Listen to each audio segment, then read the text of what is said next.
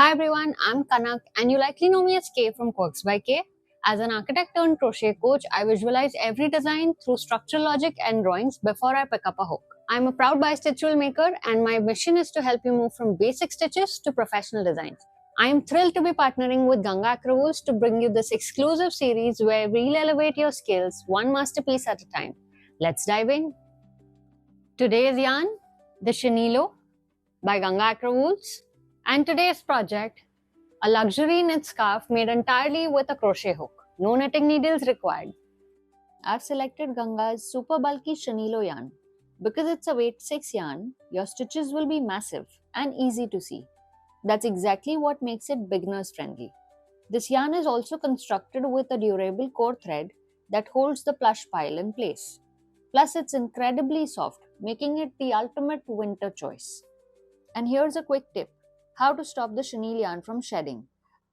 I'm simply exposing a little bit of the core thread and tying it on itself. That stops the yarn from shedding. The yarn recommends 10 mm crochet hook, and that's exactly what we're going to be using. A pair of scissors and a few stitch markers. We'll begin with a slip knot, and this is the method I find easiest to remember for most beginners. The end of the yarn that is coming from the ball is going to be called the working yarn, and the other end is going to be called the yarn tail. Using the tail end of the yarn, I'm forming the shape of the letter P. Then I will flip this P to form the shape of the letter Q. You get a central bar. We are going to slide our hooks under that bar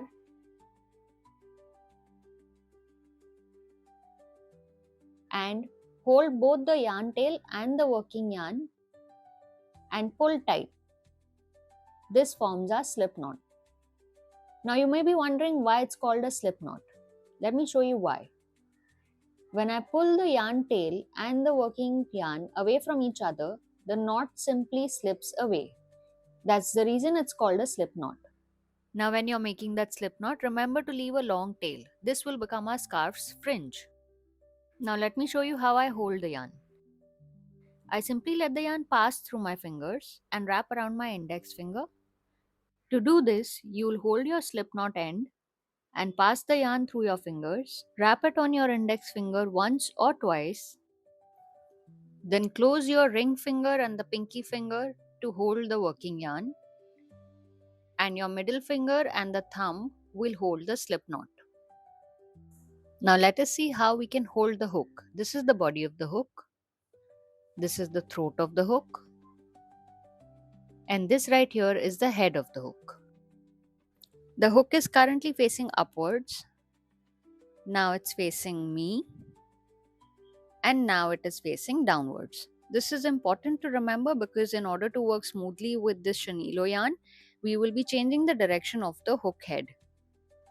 Now that we've understood how to hold the hook and the yarn, let us begin with making the foundation chains. In this position, the yarn stays behind the hook and the hook is currently facing me. I will now move my hook and let the yarn wrap around its throat. Once the yarn is stuck in the hook's throat, we will face it down and pull it out of the loop on the hook. This forms our chain number 1. You will continue repeating these steps to form your foundation chain. The count of the foundation chain is already provided in the written pattern. For this video, I am going to be making a foundation chain of 120. Now let us understand the anatomy of a chain. Each chain is made with 2 loops and they look like the letter V. When the chain is placed like this, out of the 2 loops, this one is closer to me and the other one is away from me. So this one is going to be called the back loop and this one will be called the front loop. This is the correct side of the chain. There is also a back side of this chain. Let us see that. Now on the back side, you will see tiny bumps. These are called back bumps of the chain. This is where we are going to be making our row number 1. And again, we'll leave a long tail that will form the fringe. The stitch that we are making today is called the half double crochet slip stitch. We are going to be yarning over once before we enter the stitch. Now I'm holding that yarn over with my middle finger so it doesn't slip away. We're going to be inserting a hook in the first back bump, yarn over, and pull up a loop from under the back bump.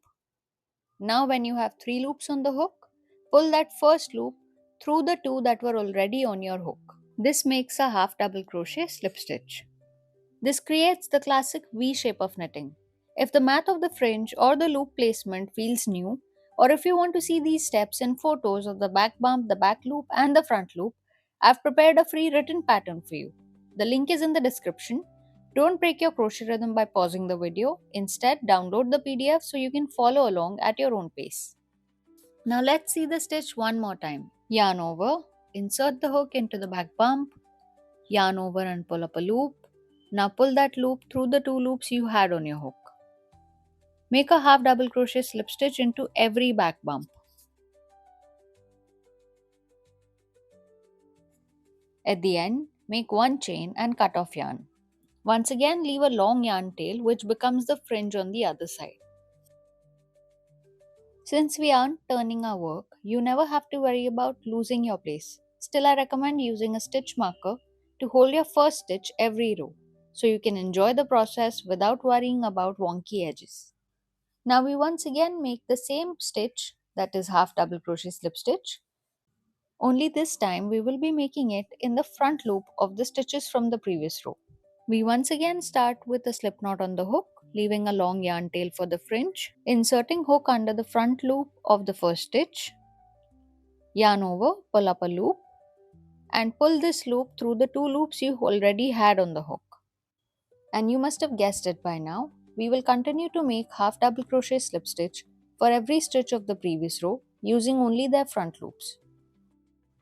While I am demonstrating a small swatch for one of the sizes of the scarf today, I've done all the math for you in the free written pattern, which includes a size chart based on your height. Whether you're making this for a child or a tall adult, I've listed the exact number of chains and row counts. There's no guesswork. And that's not all. I have also explained how you can create your own unique scarf by adjusting the stitch in the row count. If you've heard that chenille yarn is hard to work with because you can't see your stitches, this super bulky weight completely solves that problem. The stitch definition is so large that counting is a breeze. Plus, this project is the perfect last-minute gift. All you need are 2 to 3 balls of the chenille yarn, and you can honestly finish this while watching a movie in a single evening.